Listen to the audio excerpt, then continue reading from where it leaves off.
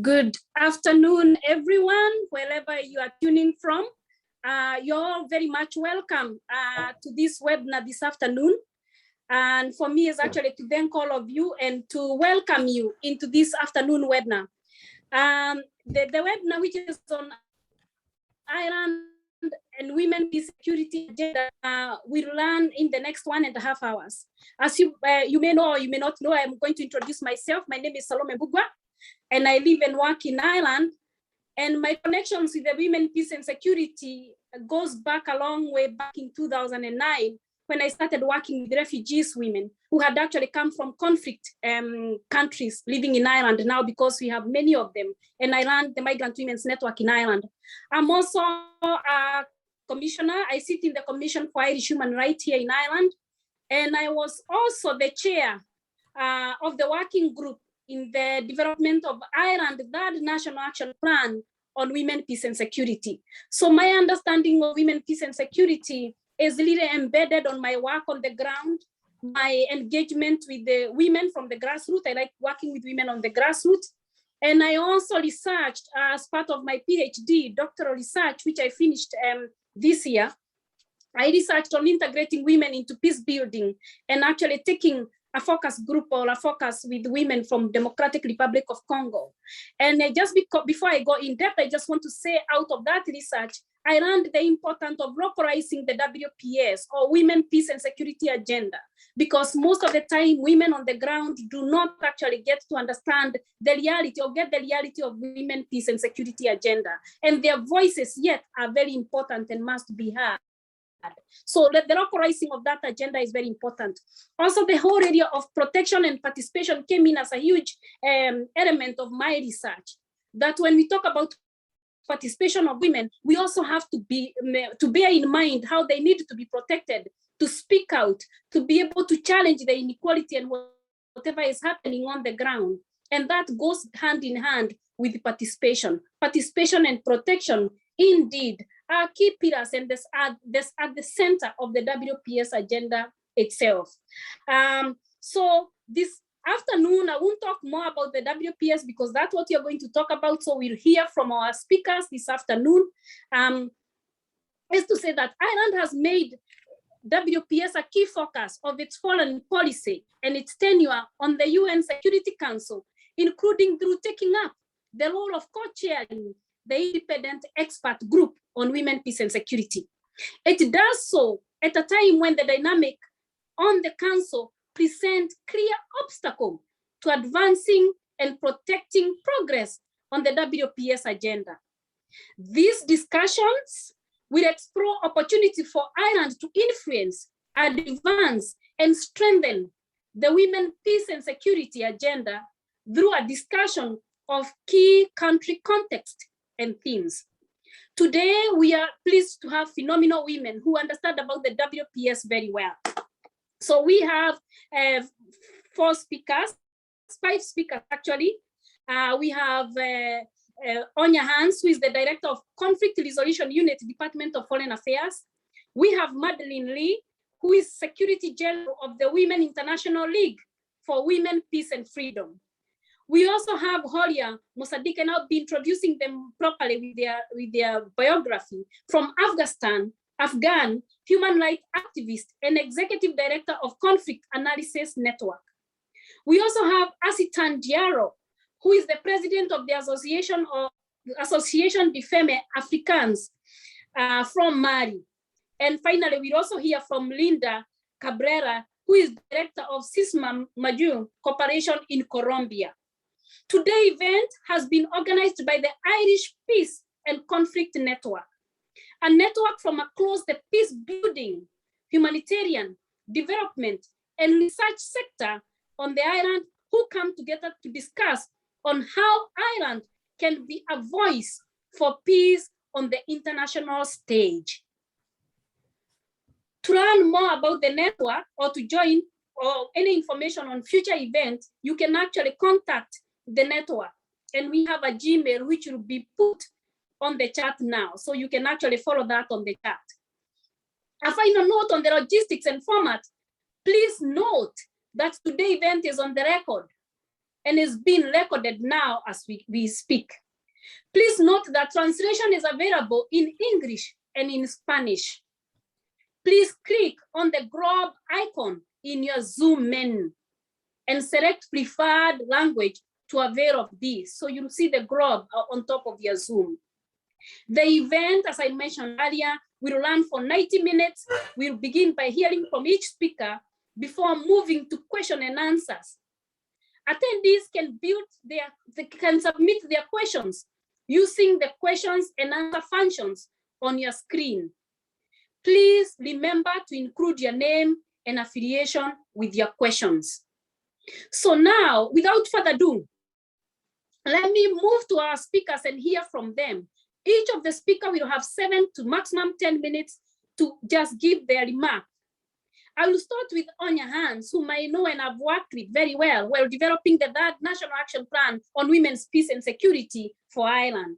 So like I mentioned earlier, Áine is the director of the Conflict Resolution Unit in the Department of Foreign Affairs, with the responsibility for Ireland National Action Plan on United Nations Security Council Resolution 1325, or what we call Women, Peace and Security. Áine led on the development of the Ireland 3rd National Action Plan.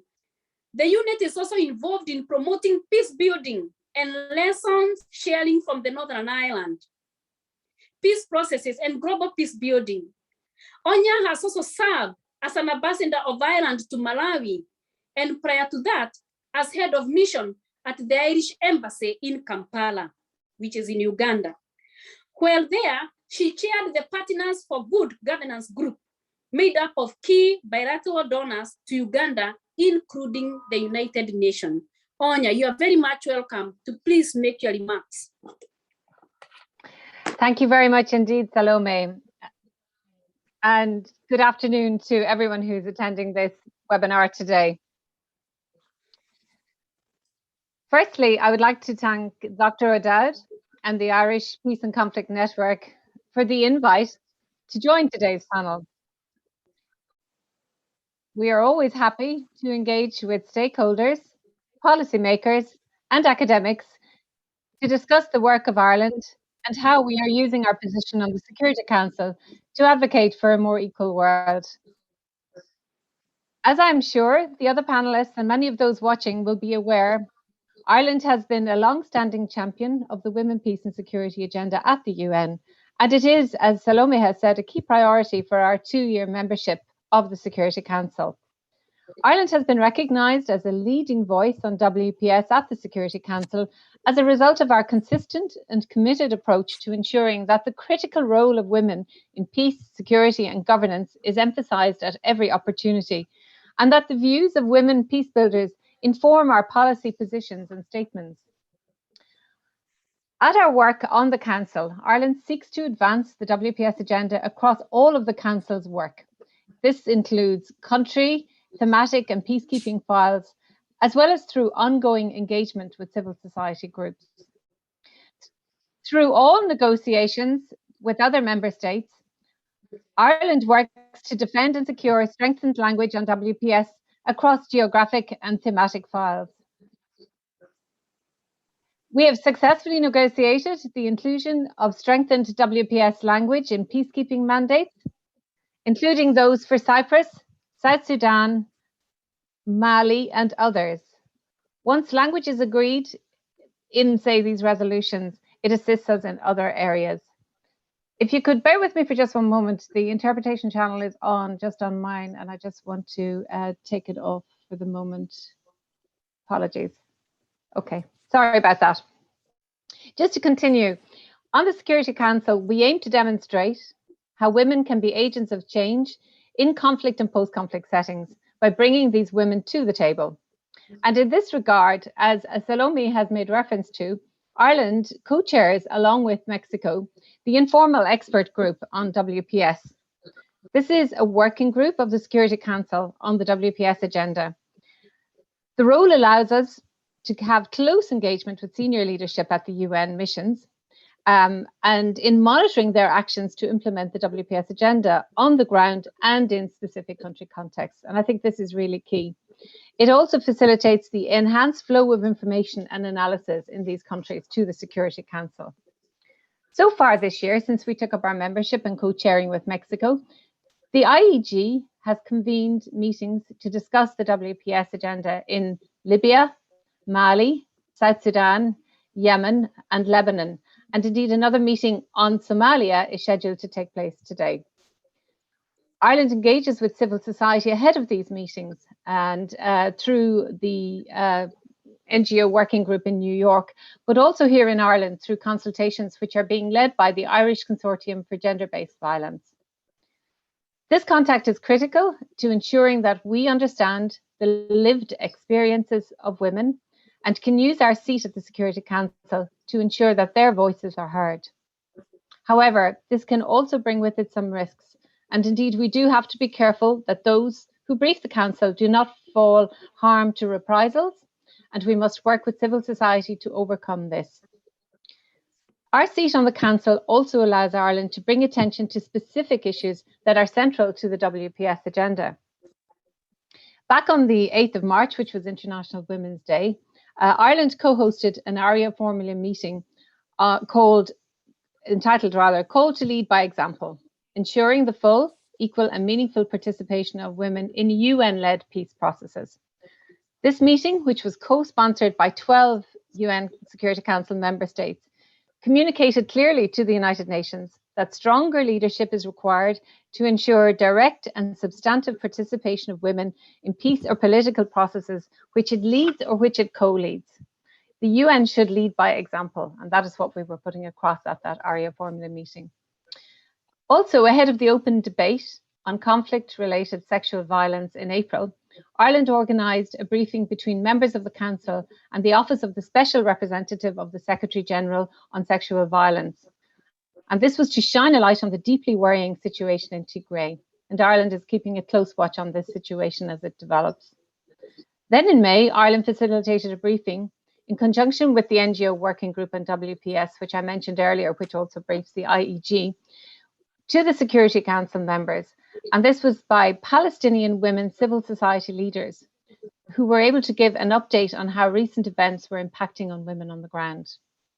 And indeed, just last week, Minister Coveney spoke at the quarterly UNSC briefing on the situation in Afghanistan. In his remarks, the Minister highlighted the severe underrepresentation of women in the Afghan peace process, which in its substance must also protect the rights of women. And he reaffirmed that women's rights cannot be the price of peace in Afghanistan. But as Salome has referred to also, there are many challenges, and we are now over 20 years into the WPS agenda, and we still have an awful lot to do. So Ireland's work to advance the agenda has been greatly aided by close collaboration with like-minded member states and on the Security Council such as Norway and Mexico, and working together to achieve incremental progress on WPS language in mandates and products of the Council. Again, I think it's really important that the narrative of WPS goes right across all of the briefs and countries on the Security Council, so that it becomes the norm that when you're looking at a Council product, you need to see that WPS has been mentioned there and has been taken note of. And it's not just pure words, but there are actions to follow. If this is, it is this incremental progress then that is most important, as I've said, as each improvement of agreed language in one resolution or mandate allows Ireland to build on WPS elements in other products and other countries too to follow suit on this. This work is at times painstaking, but Ireland's team in New York are committed to it at every level, including among senior leadership and across the geographic desks.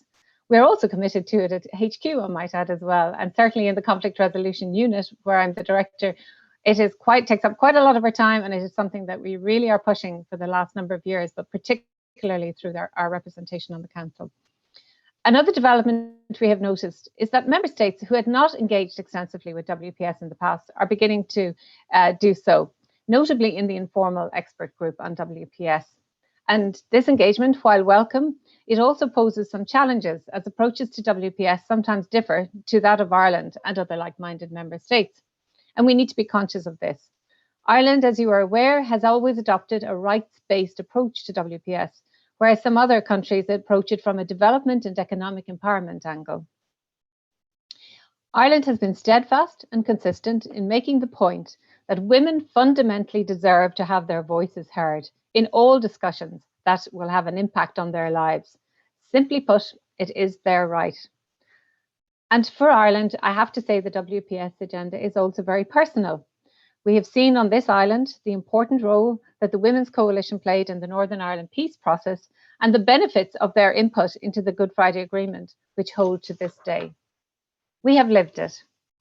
There is also hope for the future, that with the promotion of the WPS agenda on the Security Council, more member states become active advocates for WPS. And importantly, these are not from one geographic or cultural background, but represent the diversity of the UN itself. For example, UNSC, as we call it, members such as Vietnam, Niger, and St. Vincent and the Grenadines are supporting the WPS agenda at the Council. And when we held our ARIA formula meeting, it was co-sponsored by 12 of the 15 member states. Maintaining and building upon this cross-regional support for the agenda will be critical in advancing the agenda going forward. I would like to say that Ireland will remain committed to this in its stewardship of the WPS agenda through our engagement at the Council and at all multilateral fora, ensuring a consistent and strong approach to advancing the rights of women across the board.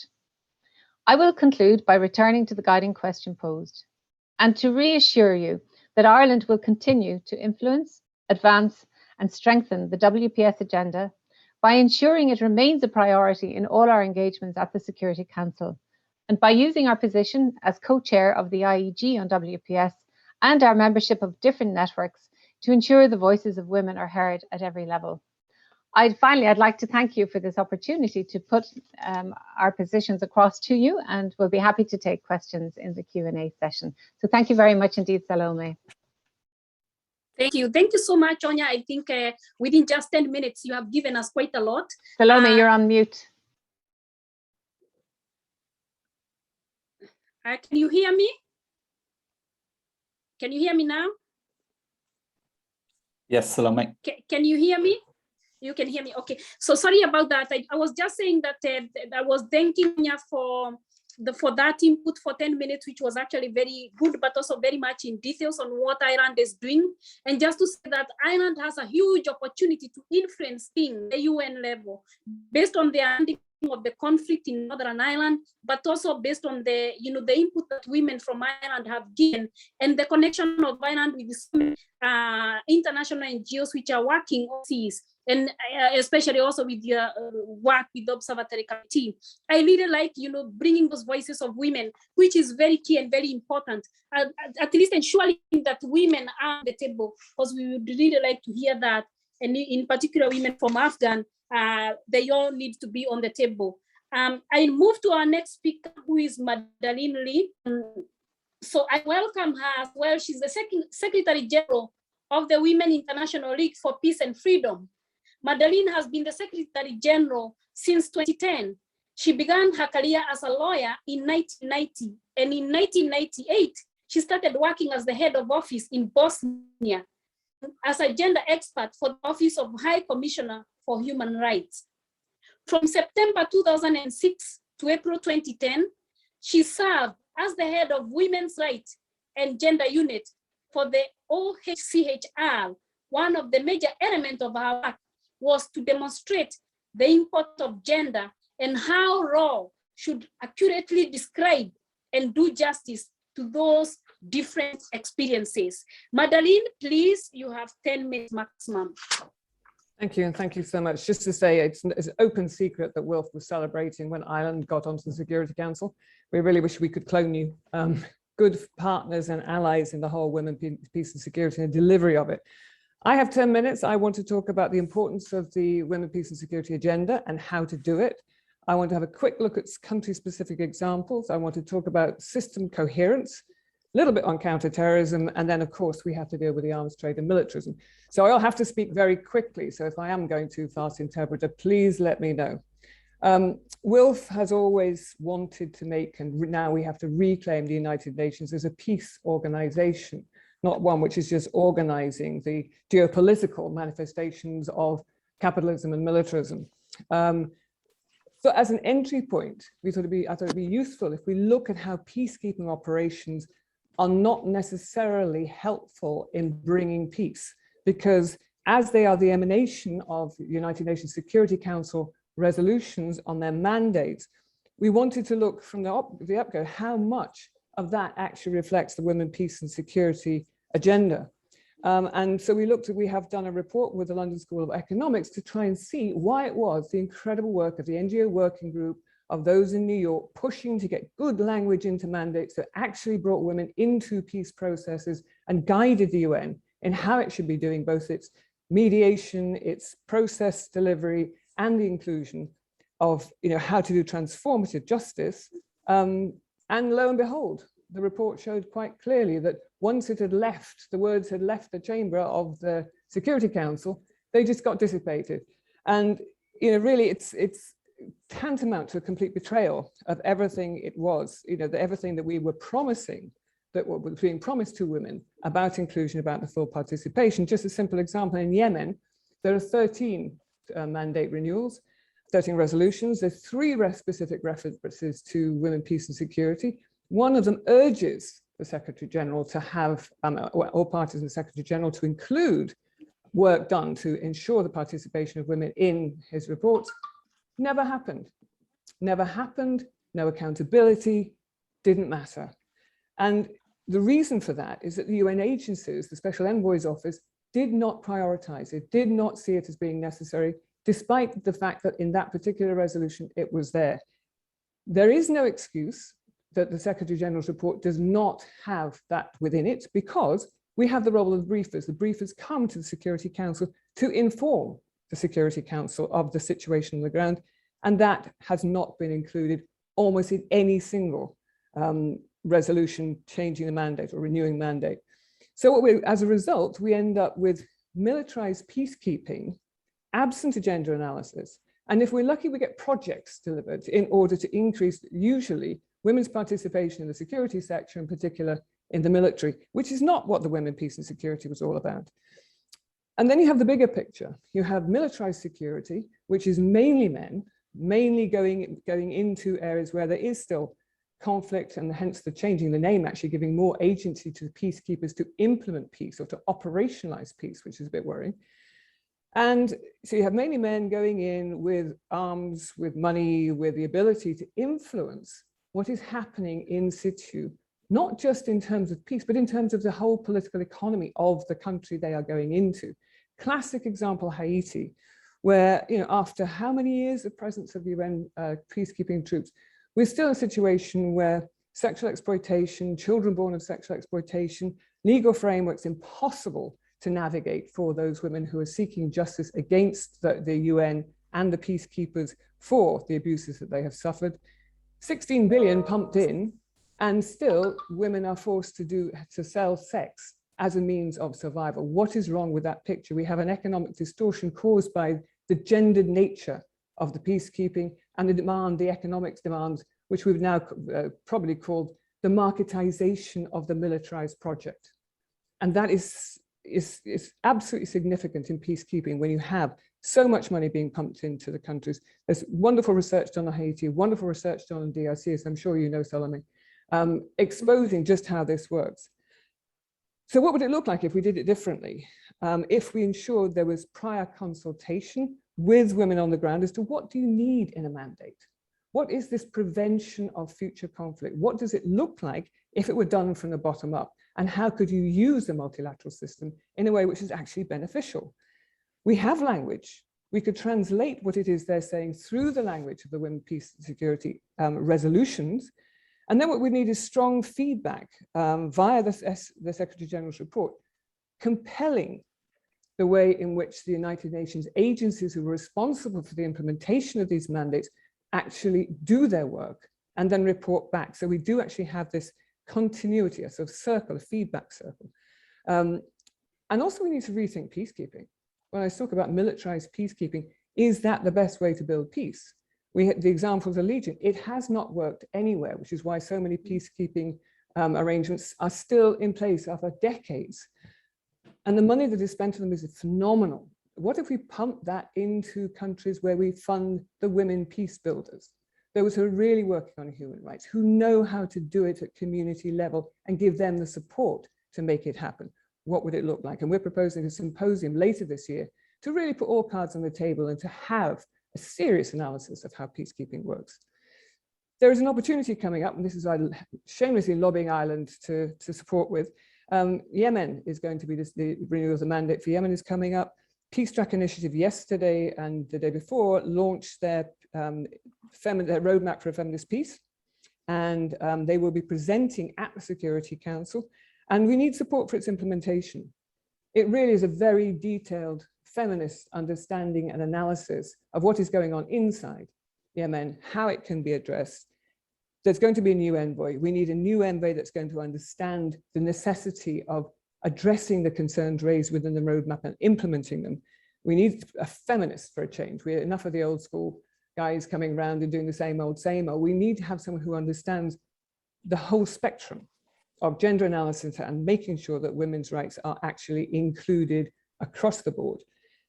Same Palestine. And this is an example of how we can get system-wide coherence. Impossible to get any sort of UN Security Council action when it comes to Israel-Palestine. That we know, that's one of the difficulties you highlighted, Áine. So good that the focus was pushed back to the Human Rights Council, where we have a very good Commission of Inquiry mandate, including on addressing gender and disarmament. Now that information that comes from there can be used to support information to the Security Council so that there can be better discussions as to what could be done. Informed, not necessarily through a Security Council resolution, but informed. So in fact, if you look at the system, Security Council resolutions must have women, peace and security resolutions within them, with country-specific mandates must have that drawing on information from the Human Rights Council and the reports of civil society and the reports from treaty bodies and the Universal Periodic Reviews, which comes from this side of the pond. Pull those in, and then you've got a rights-based approach analyzed through the lens of assuring equality, with also, because we've insisted on it, looking at arms trading within those outcomes from the various human rights bodies. The implementation should come through the United Nations, partnering with civil society organizations. So good mandate, good language, implementation through the ways I've already described. And then you can have monitoring pushed back again in the cycle of treaty body reporting, Universal Periodic Review reporting, with a demand for accountability within all of that. And there must, and to say again, in each of those things, there must be the disarmament focus, there must be attention paid to arms trading and the role of the Arms Trade Treaty and the legal obligations flowing from that.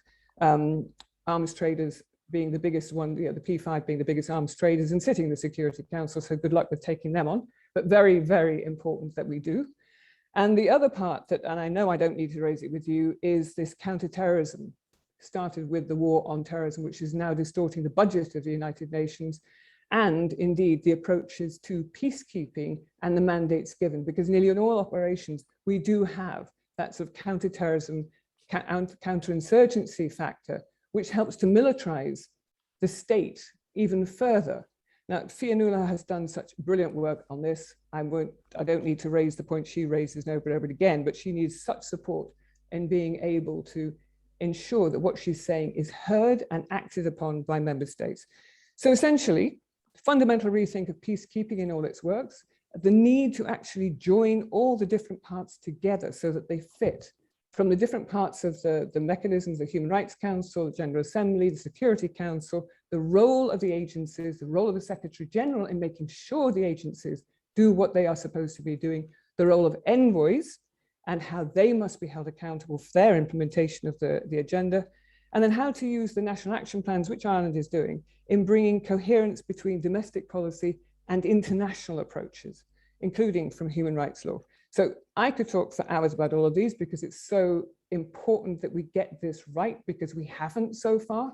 And yet I think having Ireland on the Security Council with allies like Norway, there is a possibility now of being able to work with us to actually achieve far more of the implementation of the agenda. Thank you.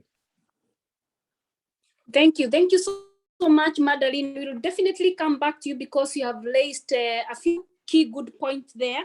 So we will definitely come back to you. But just to say and to mention very quickly to people who are listening that by August 2020, we only had 86 United Nations member state countries who had actually adopted the National Action Plan. We know countries like Ireland are in their third National Action Plan, but the problem with this is that, they have not put budgets to implement these plans. And also voices of women and participation of women still remain low. You highlight even some other key concerns like women having to turn to survival mechanism to be able to survive, and also peacekeeping not being helpful. I really liked the whole area of accountability, and we'll come back to that.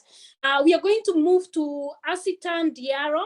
She's actually our next panelist. So Asitan is the president of AFAD, which is Mali, and it's a national group of the Association of African Women for Research and Development, which is an active partner in several Pan-African and international networks. Asitan is a social demographer by training, and she has a PhD in sociology from Brown University in USA. She works as an independent consultant in the area of capacity building, training, modules design, applied research, project planning and monitoring and evaluation. As a feminist and a researcher, she has initiated and directed several research projects on gender and development.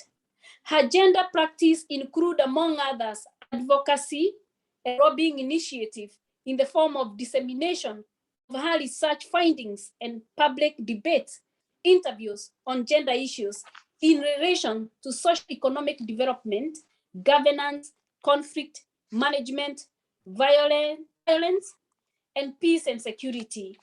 Asitan, you're very much welcome. You have 10 minutes from now to give us your remarks. Thank you.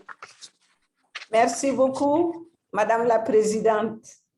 I will ask people to excuse me for my strong accent. First of all, I would like to congratulate Ireland and wish it good luck in its presidency of the United Nations Security Council. The question of interest is how can Ireland influence, advance, and strengthen the WPS agenda, in particular countries such as the Sahel and Mali in particular, as I see it.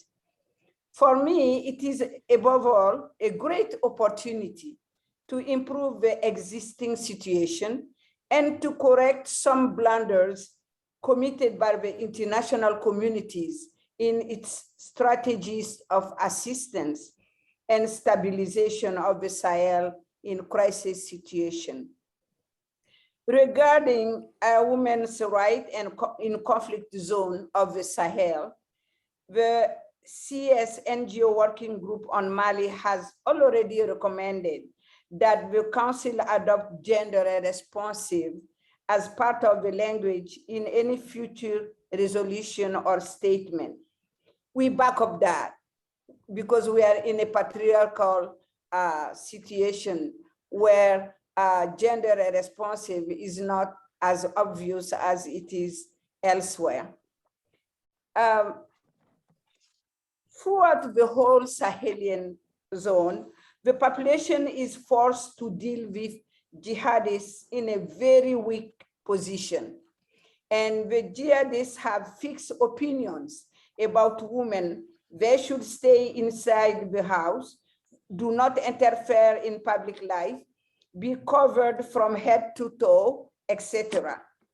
Compromising with these jihadists comes as a very high cost to women who see themselves stripped of the few rights they have acquired on the civil and even customary level, and without any means of recourse or negotiation.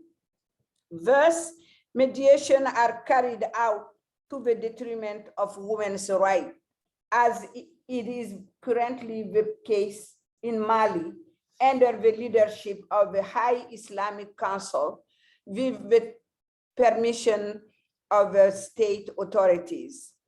We believe that Ireland could get more WPS relevant part into MINUSMA mandate renewal in 2022. One solution to this is to bring MINUSMA to really protect villages and civilians, because despite all the declaration of good faith about militarized security, attacks are almost daily and the localities are almost under siege. In order to go to the field, to graze their animal, and to be able to buy supplies at the market, people are forced to make diabolic pact with the jihadists. And I back up also the concern about the lack of justice afforded to victims and survivors of conflict-related sexual violence in Mali.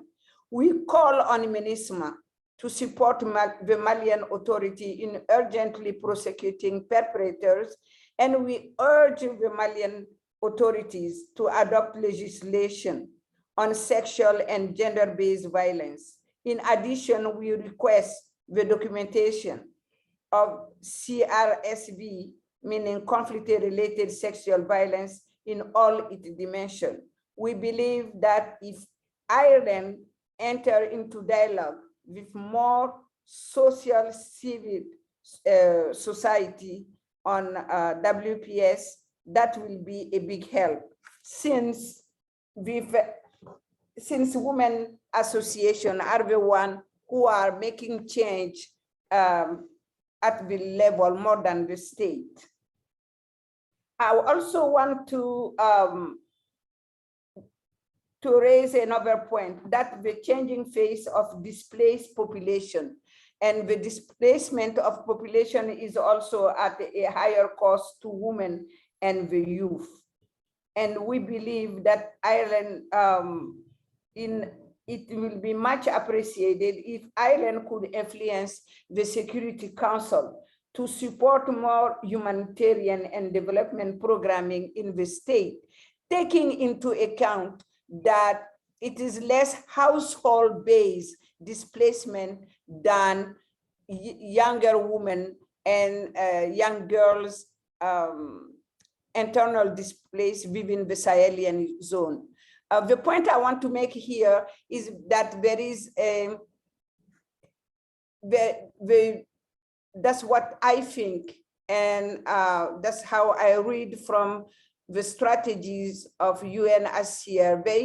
They base all their strategy on household and household health, thinking that the whole family will move from conflict zone to a peaceful zone. But what is happening now is that girls, because they know they will be kidnapped, women, because they know they might be married to several men, take on themselves to do their displacement. So the strategy, humanitarian strategy, have to take into account this new phase of displaced population from conflict area, and MINUSMA can help in that, in giving the right data to the UNHCR. I think Ireland can help in that too. And since Ireland is a troop contributing nation to MINUSMA and to a AU training mission in Mali, I think they should get involved also into security debate and try to influence France in his policy and his action in Mali militarized security. Namely, lately, France have decided to withdraw Barkhane and to put his weight in the new solution called Takuba, which for Macron will be a European kind of militarized security. First, we do think the focus should be on civilian protection. The civilian protection should be the priority for MINUSMA, for other forces. But second, if we have to have militarized security. Then we wanted it to be negotiated with the population, to be understood by the population, to take into account specific need of women and children. Then Macron and other European anticipating on our need and sending us a Takuba, which will be like another Barkan. So that too, I think Ireland can put his weight on, make sure that we are stakeholder in the new solution that they will be offering us. To finish, I just want to say that we here on the ground who are activists and actors of change, we are like intermediaries between the population who doesn't believe anymore in the international community, genuine assistance for us. We know the community, the international community cares. We know that the UN Security Council cares, but we want them to lean on the civil society, especially women civil society, to get their word crossed, to get their assistance crossed. I thank you for your attention. Thank you so much, Asitan. Yeah. You've actually also brought the voices of the women from the ground and what is happening, where we capture your concern about the insecurity for the civilian and for the people living in the village. But you also highlighted very key, important issues of lack of justice, especially in terms of conflict-related sexual violence. And we know, we are aware that there's the problem of immunity and amnesty given to some people who actually perpetrate these crimes of sexual violence, and really looking into that, maybe it's one of the areas that IRAD could help with to ensure that everybody who actually get into this crime, or every perpetrator, regardless of their status in the society, have to be brought before the law, or they have to be prosecuted, and that will be very important. We have actually a day from Horia who have not joined us yet. We are waiting for her to join us, so we'll move to Linda. And for all of you, you are on top of your Zoom, you see the global, because she's going to speak in Spanish, so you can get translated there. You can click there to get it, the translation there. So Linda Cabrera is the director of Cis Majua Corporation.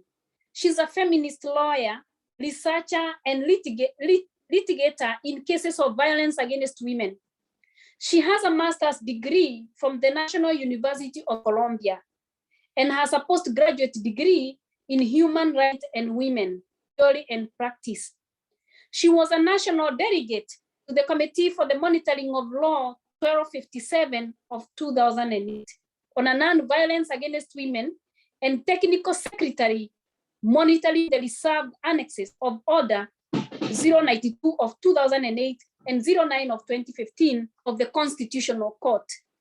On behalf of CISMA and within the Five Cliffs Alliance, she accompanied the advocacy process in the peace process, advocating for access to justice for women and girls who are victims of sexual violence due to armed conflict. She's currently a member of the United Nations Women Colombia Civil Society Advisory Group and a permanent guest by the Women Movement to the National Commission for Security Guarantees. She has published widely on the human rights of women, particularly in relation to violence against women. I welcome Linda to give us her presentation. Thank you, Linda, and you're welcome.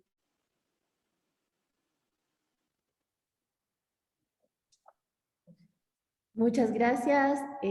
Buenas tardes a quienes se encuentran en el otro lado del mundo. Buenos días desde Colombia.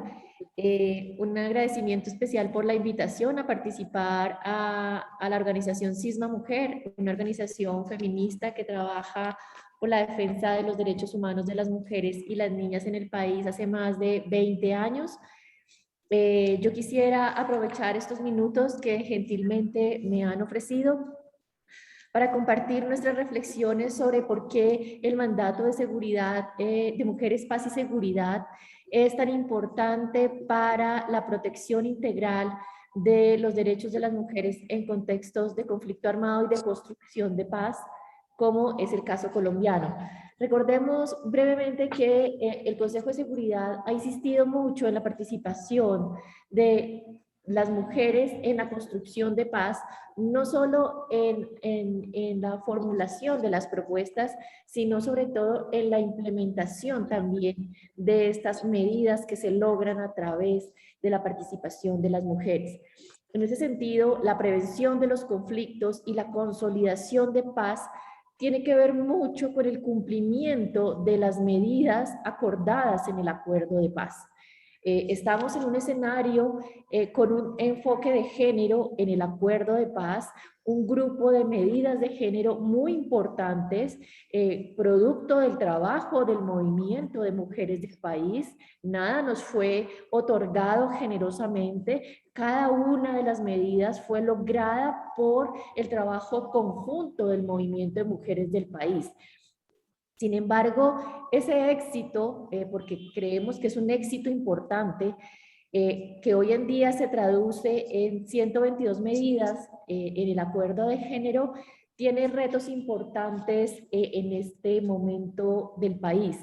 Quisiera indicar que para la consolidación de paz es importante que el Consejo de Seguridad incorpore en el seguimiento de su mandato estas medidas de género del acuerdo de paz. Solo así se puede prevenir nuevos conflictos, solo así se puede consolidar la paz. Y queremos que las medidas de género del acuerdo de paz no sean objeto de un seguimiento como algo complementario, como algo adicional. Quisiéramos un seguimiento central de las medidas de género del acuerdo de paz por parte del Consejo de Seguridad, porque son las medidas que realmente van a facilitar una transformación sociocultural, no solo en el marco de una construcción general de paz, sino que van a permitir la transformación de condiciones históricas de discriminación y violencia contra las mujeres. A eso le han apuntado las medidas del acuerdo de paz. Por eso se previeron mecanismos para el acceso a tierras. Por eso se previeron medidas para garantizar mayores niveles de participación política en escenarios de justicia transicional, en escenarios de construcción de paz. Por eso también se previeron medidas especiales de protección y garantía de las víctimas de violencia sexual en conflicto armado. Y en general, por eso se previeron todo este cúmulo de medidas para generar transformaciones de fondo. Sin embargo, tenemos estas medidas en un contexto colombiano en que hay múltiples víctimas de violencia contra la mujer en el contexto del conflicto armado. Los registros oficiales desde 1985 dan cuenta de más de 10.000 mujeres víctimas de desplazamiento, más de 26.000 mujeres víctimas de violencia sexual en conflicto armado, más de 83.000 mujeres víctimas de desaparición forzada, que se cree desde los estereotipos que es un tipo de victimización que no le ocurre a las mujeres.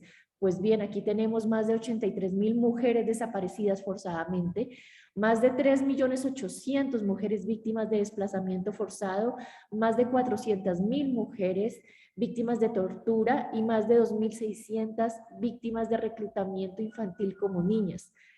Estas son las condiciones que está enfrentando el acuerdo de paz, a lo que debería dar respuesta al acuerdo de paz, las medidas de género, y no se está logrando. No se está logrando porque a pesar de que el acuerdo de paz incorporó un enfoque diferencial para el acceso a tierras, como indicaba, para la creación de mecanismos de participación política y un enfoque de género en general para la implementación de garantías de seguridad y para la justicia transicional, estas medidas están siendo incumplidas hoy en día. Por eso es tan importante que el Consejo de Seguridad y que Irlanda nos ayude como integrante de este Consejo de Seguridad a incorporar en la agenda el seguimiento específico de las medidas de género, que hoy en día, según nuestros estudios, están en un proceso de desaceleración que está generando una ampliación de las brechas de desigualdad contra las mujeres. Y esto es preocupante para nosotras porque así no se consolida, no se previenen los conflictos, que es el espíritu del mandato de Mujeres, Paz y Seguridad. En este seguimiento, el Grupo de Género en la Paz, que es un grupo de organizaciones que hace seguimiento a las medidas de género, ha diagnosticado que a la fecha solamente están cumpliéndose 20 de las 122 medidas de género creadas en el acuerdo de paz. Y uno de los temas centrales también para el mandato de Mujeres, Paz y Seguridad, por supuesto, es el tema de violencia sexual, en el cual me quiero centrar en estos minutos restantes.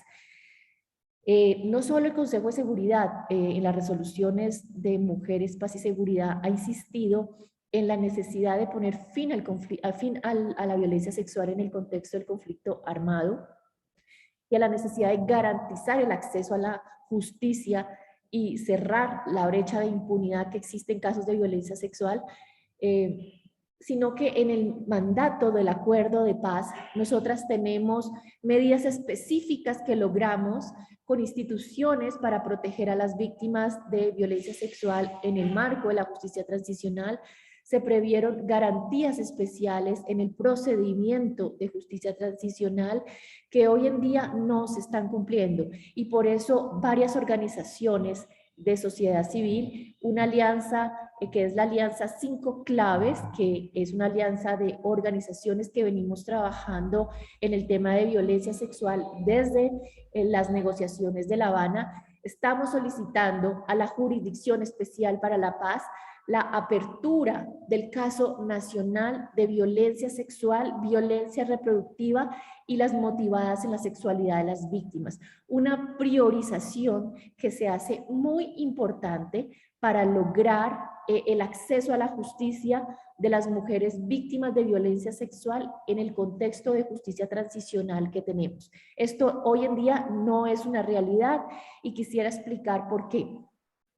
Organizaciones como la nuestra, Cisma Mujer, hace más de 2 años, con recursos de la cooperación de Irlanda, presentamos el primer informe de violencia sexual a la Jurisdicción Especial para la Paz.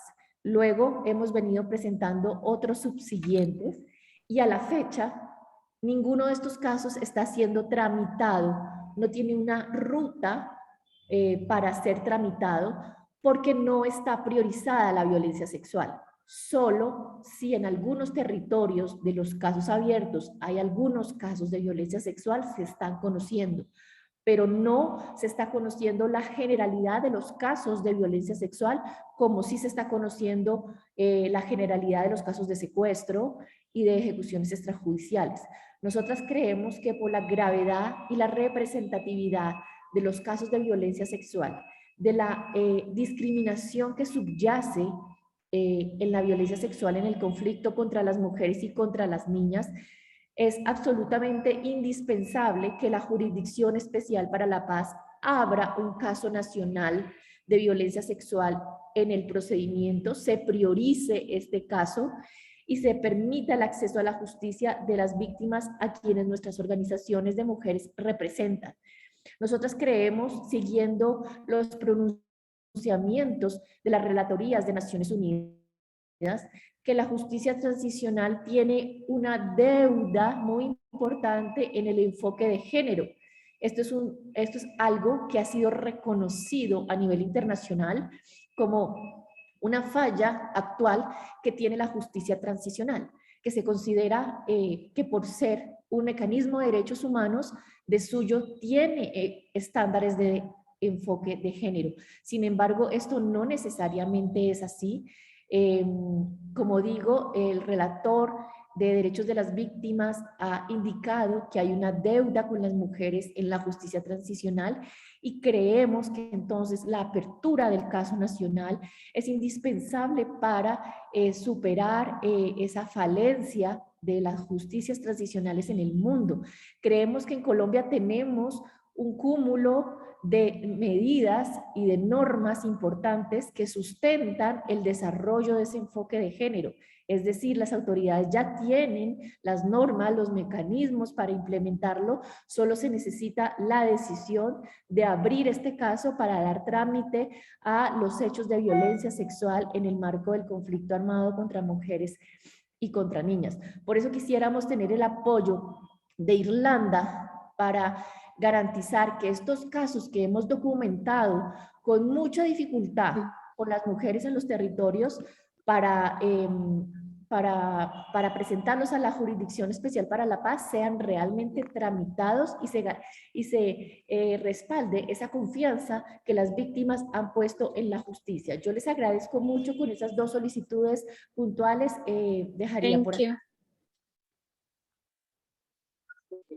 Thank you so much, Linda. That was very good. And we'll actually come back to you for questions. You brought the whole area of displaced people, and you have given us even the numbers of the girls as well, and people who have been tortured. And the need to implement the mandates which are already there, in particular protecting women from sexual violence.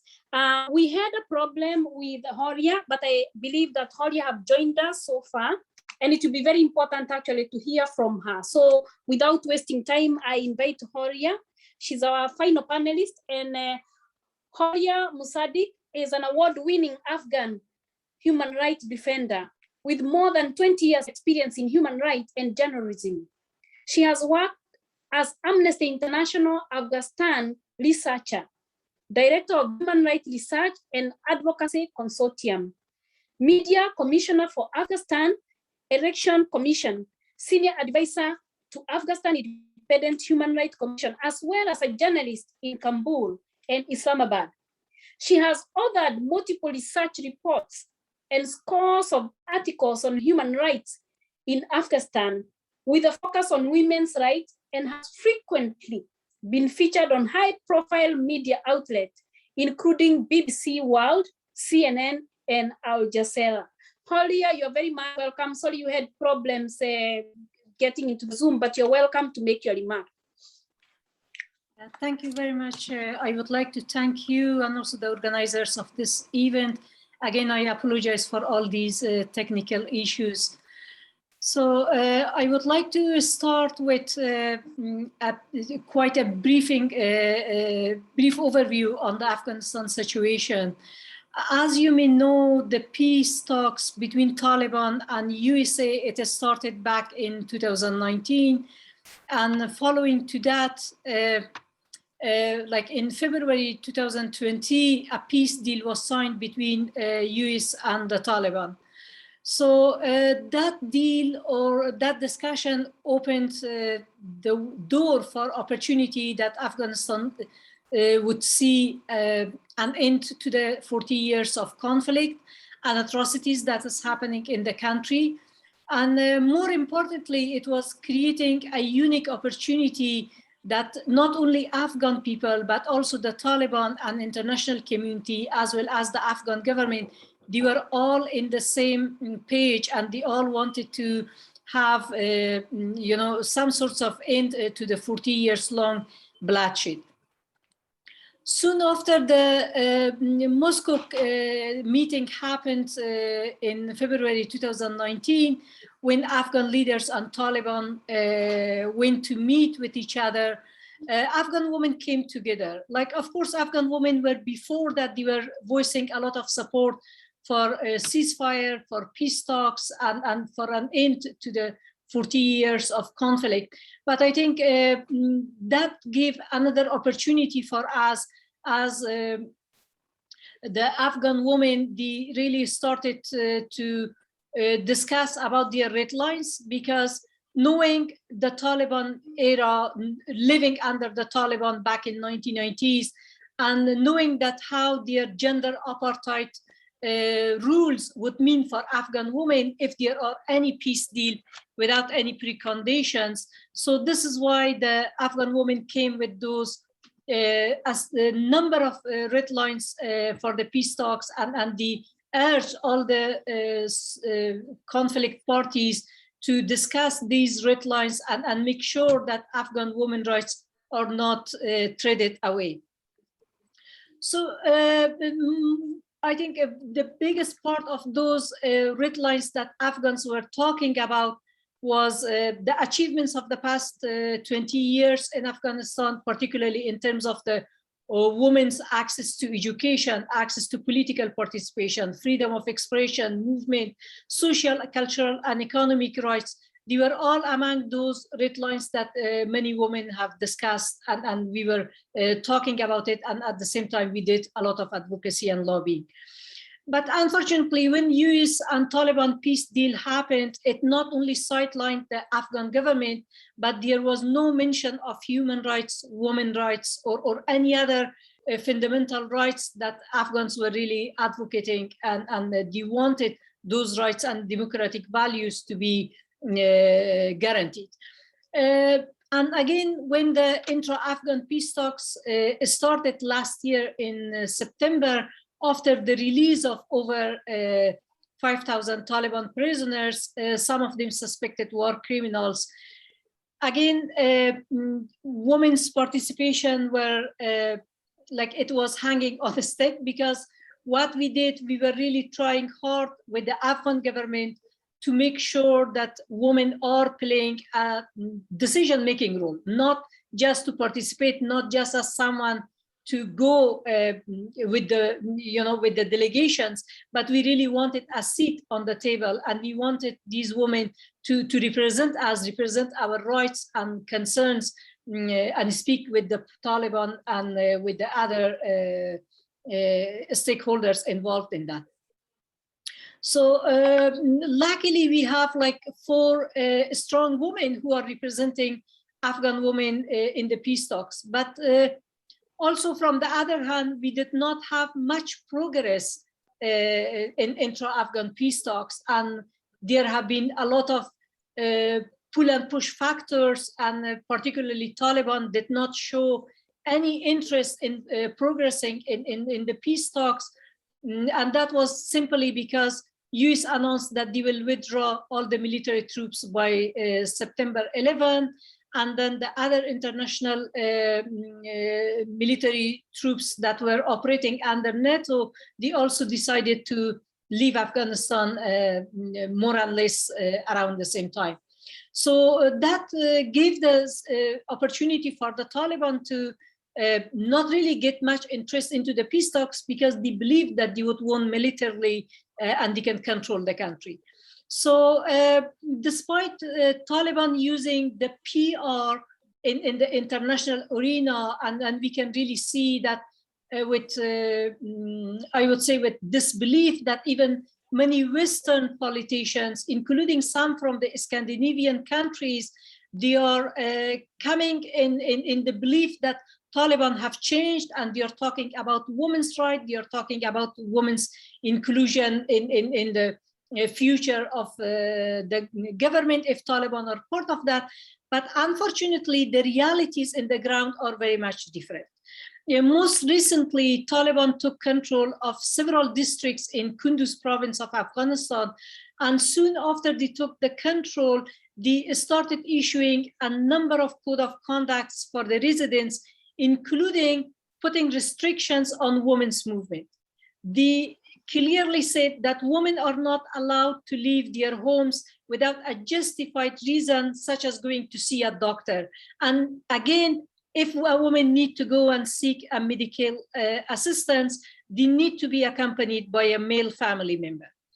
And then it went on, and again, in several other locations where Taliban took control, they started urging all the shopkeepers to not to sell any good to any woman who is coming to buy food from them, and only if a woman is accompanied by a man, and if a man is doing the dealing rather than women themselves. So what is really at this moment is concerning for us when the international community is just trying to pack up and you're in some way, they're preparing to leave Afghanistan and Afghan people behind. So the rights of women are really, I would say like it is hanging on balance. We don't know what will happen after September, because at the moment we are seeing the escalation of conflict, deterioration of security situation across Afghanistan, and also a significant increase in the number of targeted killings against human rights defenders, civil society activists, and also media workers across Afghanistan. Soon after the peace deal between US and Taliban started, till now, the organization that I'm representing, Safety and Risk Mitigation Organization, which is mostly working with the human rights defenders at risk, we have documented like in 2020, around 18 human rights defenders, civil society activists were killed. More than 7 journalists were killed, and they were all in act of targeted killings. We had the most shocking attack on a maternity hospital in west of Kabul. And just like several weeks ago, we had twin bomb attacks on a girls' school in Kabul.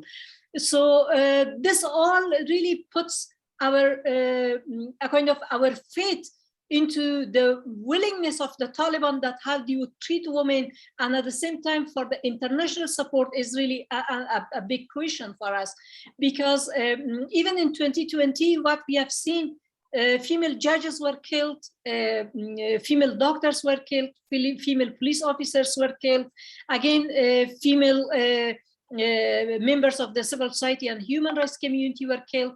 And everything happened and they were killed, and there are several other attacks, threats, and intimidations without any accountability, without any justice. And the victims are still waiting to see if there will be any form of justice in those situations. Like we know Taliban keep publicly denying their involvement into such attacks, but looking at the footprint that they have left in the past, looking at their record, that how they were attacking journalists and they were publicly claiming for that, looking at the way that they were attacking women and women human rights defenders. So it leaves us with no doubt to see that definitely, maybe if not for all those attacks, but for the majority of those attacks, Taliban would be responsible.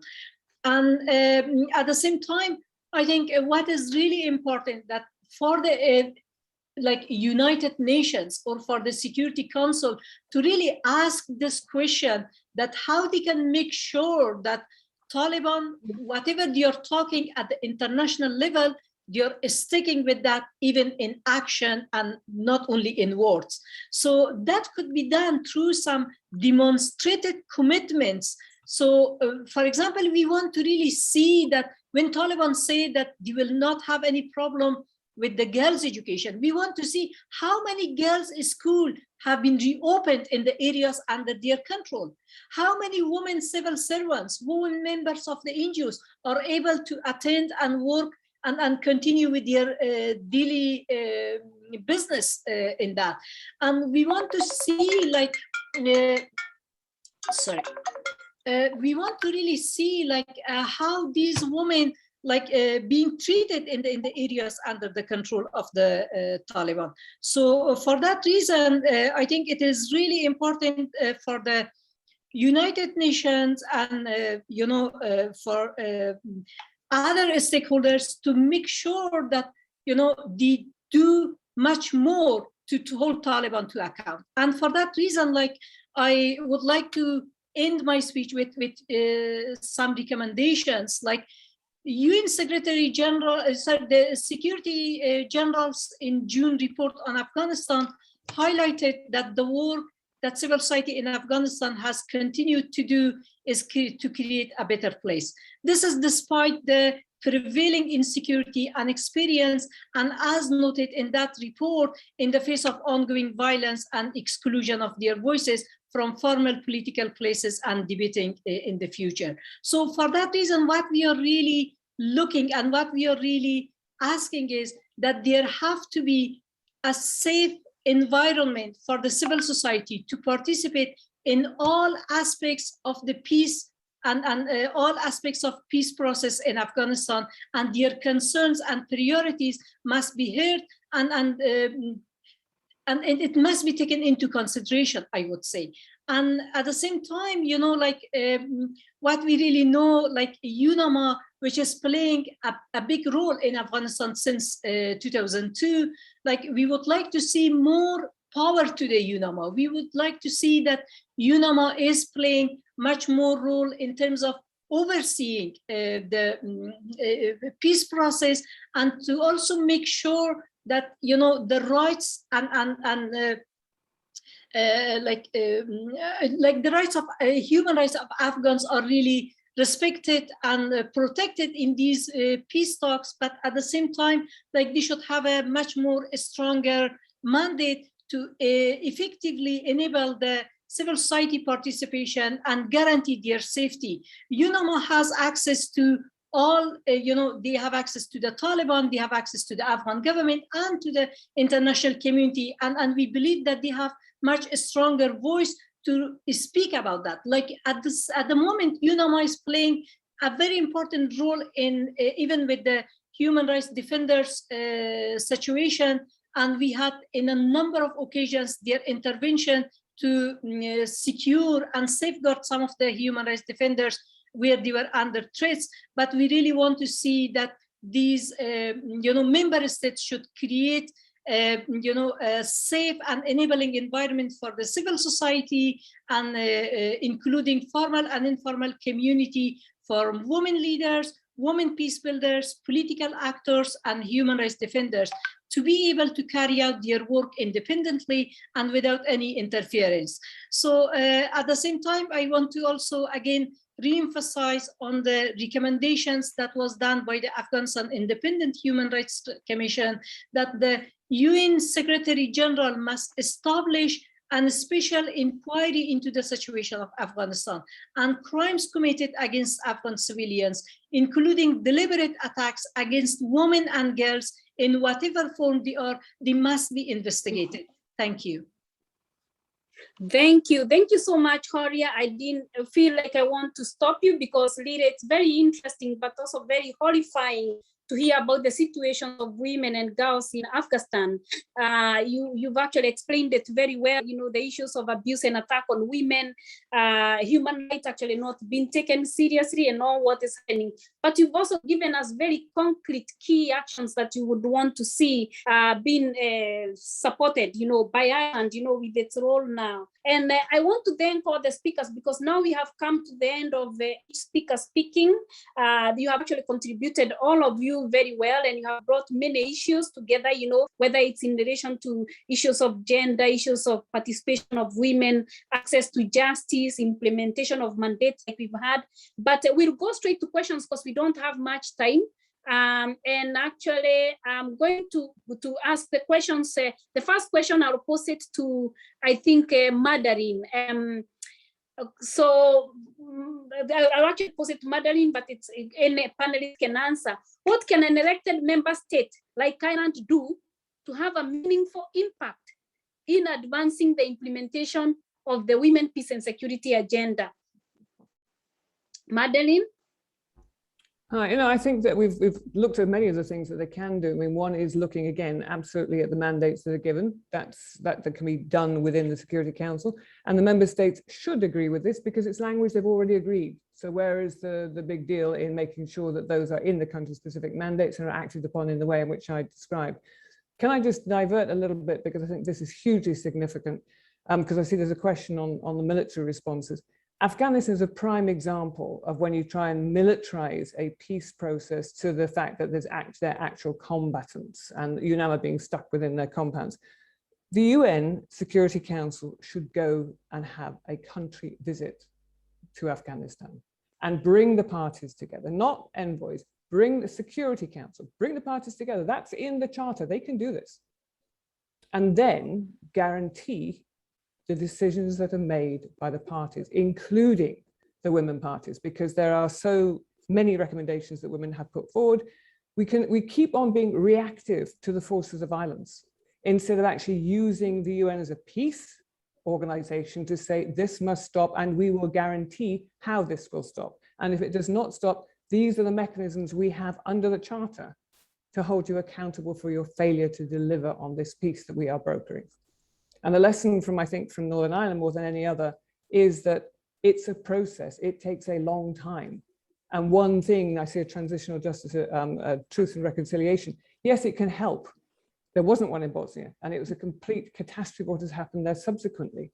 So what we need is to be proactive in saying, this is how we design the future. This is what law says. This is where we have the abilities within the multilateral system. This is what we need in country. And it's got to be coming from the bottom up to inform us, so we protect in a way which is absolutely responsive to those who are most in need of the rights that they already have but are not delivered on. So I think we've really got to think way more progressively. And I think Ireland can really get in there and be strong in standing up for what has already been agreed under international law.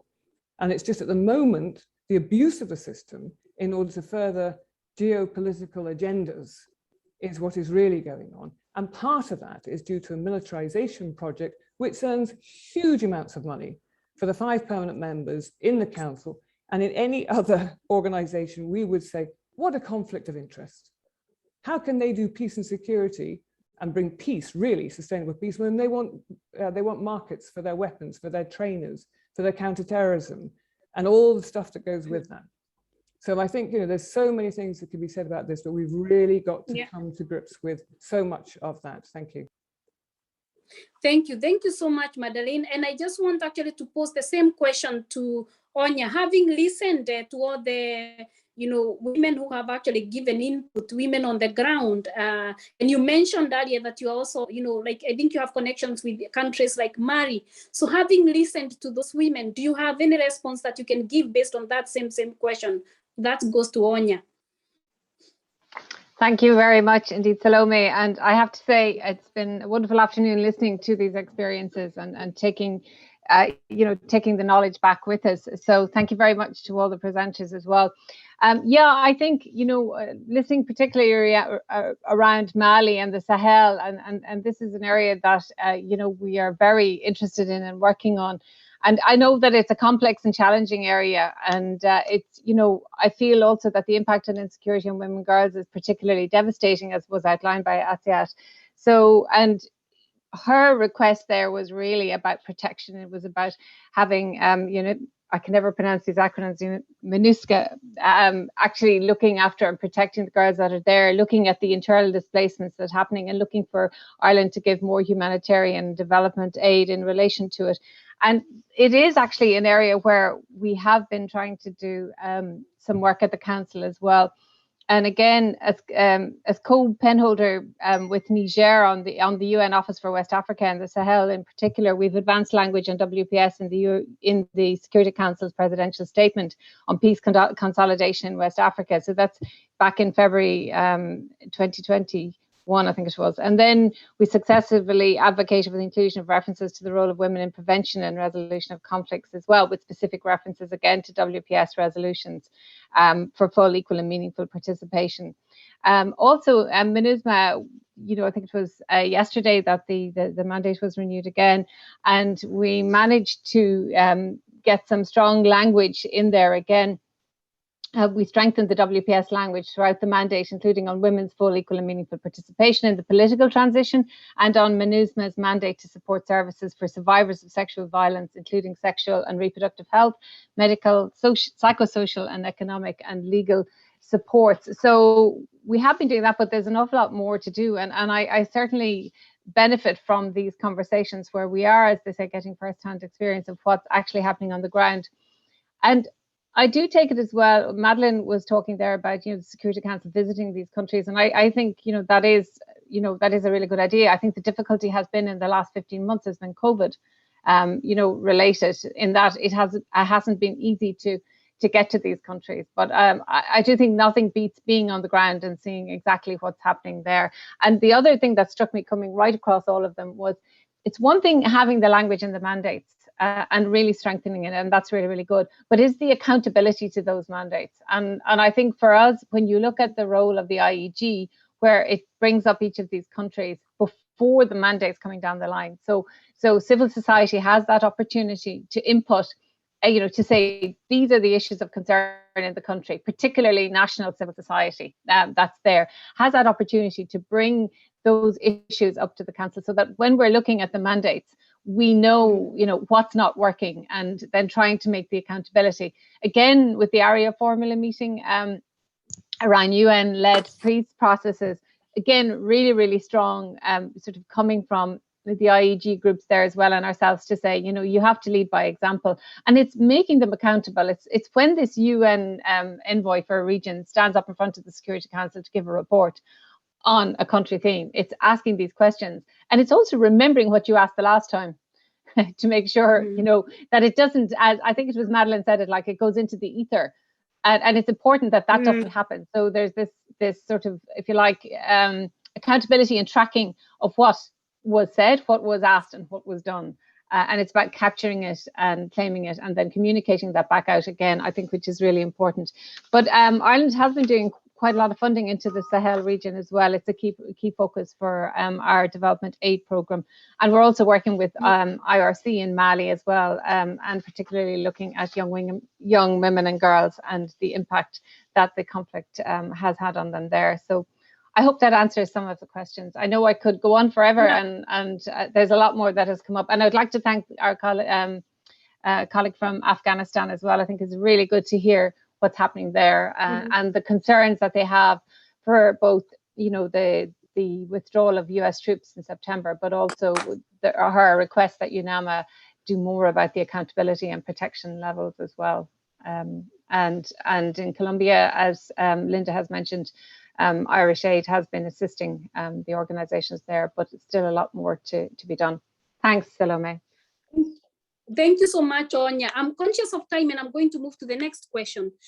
Speaker have spoken about the importance of better including local women voices. We are actually asking the panel is asked to comment on strategies for ensuring these voices are better heard in the UN and other multilateral institutions. We are also asking what mechanisms are in place or could be enhanced to ensure the issues faced by local women are not overlooked in implementation. I was actually going to ask Asitan from Mali if you can be able to maybe respond to this question. Yeah. Importance of better including local women voices. Yes. Okay. Can you hear me? Can you hear me, Salome? Yes, I can hear you. Yes. Okay. I have two suggestions.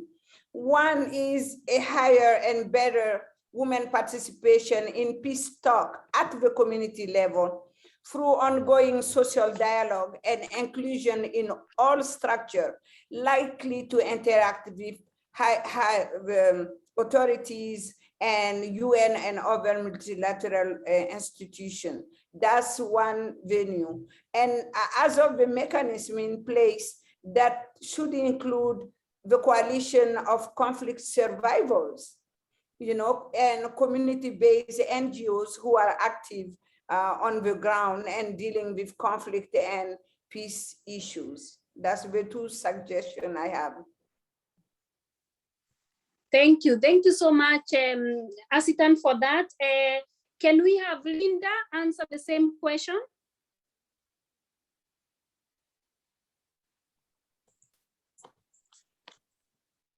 ¿Me puedes repetir, por favor? No escuché. Okay, sorry, I moved that. Okay, the question is, speakers have spoken important of better including local women voices. Can she comment on strategies for ensuring these voices are better heard in the UN and other multinational institutions, and other mechanisms are in place or could be enhanced to ensure issues raised by local women are not overlooked in the implementation? It's really the whole participation of women on the ground, importance of including local women voices.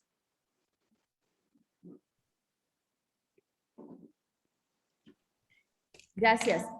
Sí, yo creo que el acceso a la participación es fundamental para garantizar realmente la efectivización de los derechos de las mujeres.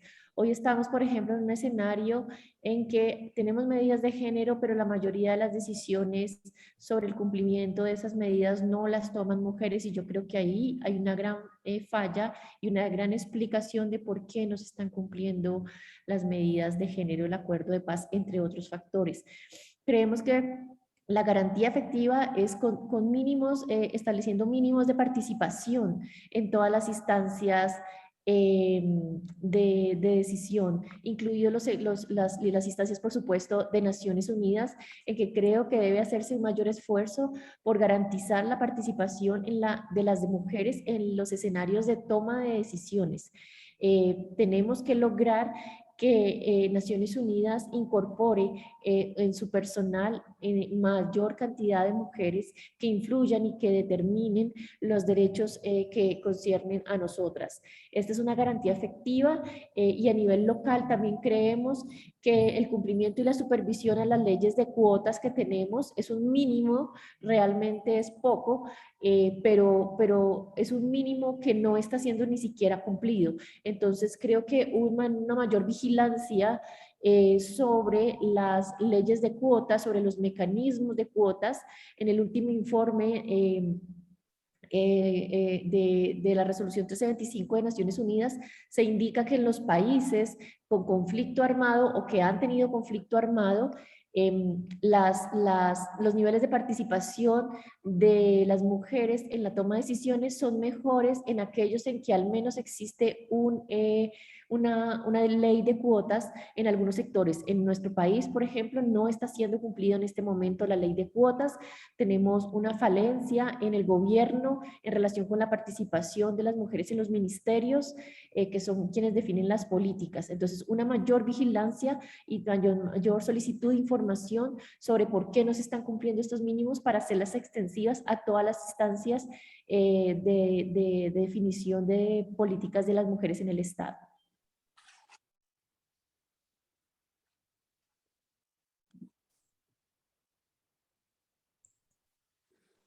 Thank you. Thank you so much, Horia, for that. And I just actually want to, I'm conscious of time as well. I want to pose a question to Madeleine. Is the over-reliance on military response a primary issue holding back the WPS agenda from truly progressing? Madeleine? Yes, the short answer. And I think that this is why we need to fundamentally think, where are the peace builders? They're not men with guns. Every single one of you has experienced what happens when you have men with guns. You have more men with guns to protect women against other men. How ridiculous is that? We really need to have peace building from community level, changing the dynamics of the inequalities that exist, because this is patriarchy. We're having this conversation 100 years unless we address the issues that come up through patriarchy again and again. And that means gender equality. And I mean gender, not just the gender binary. So there's a lot of work to be done. But unless we have that as our ultimate goal, we will still be having this conversation in 100 years, because there are more guns out there, new weapons being developed. And as that happens, so we are more at risk. So we have to really be holding feet to the fire, as it were, in terms of being able to change the dynamics. And it's certainly not through more guns with more men in uniforms. They are not friendly to peace. Thank you. Thank you so much, Madeleine, for that. I think we have come to the end of this webinar, and I hope all of you have really benefited. And I go back to the point of Madeleine, what you have actually said there in your very last words of the patriarchy society, because male hegemony, gender inequality, power dynamic, and imbalances are at the root of violence and has to be addressed. So we have really to talk about issues of gender equality. And I leave you with a quote of the Secretary General, actually, in his report last year. Gender inequality remains the overwhelming injustice of our age and the biggest human rights challenge we face. So we really have to talk about this, even when we are talking about issues of women, peace, and security. We've heard about all the issues of language, the issues of mandate, accountability, the military, the arms, and the need needed to support countries like we're talking who have actually presented to us today, the Afghanistan, the Mali, and the Colombia, that they really need support. And Ireland have the opportunity to be able to make a difference in the lives of these countries, by the seat that they have on the Security Council and by voicing the issues from the ground or what is affecting the women from the ground. So from me, as the leader, to thank all of you, our speakers, all of them, for their presentation and what they have actually given us, Áine, Madeleine, Horia, Aston, and Linda, and to the organizers of today, Irish Peace and Conflict Network. And a reminder that this webinar was organized by the Irish Peace and Conflict Network. And for you to learn more about the work of the network or to join, or even actually to know about the future event, you can please contact again the network itself, and their email is on the chat, so you can get that. So you can share your details, on the chat, and you can actually also get the details of the Gmail for the network itself. So thank you everyone for your participation and for your commitment, committing time to this. We will actually be sharing maybe the recording of this. And it's again to thank the organizers and all the speakers. Thank you. Thank you. Merci beaucoup. Thanks, everyone. Thank Wonderful you. to see you. Thanks.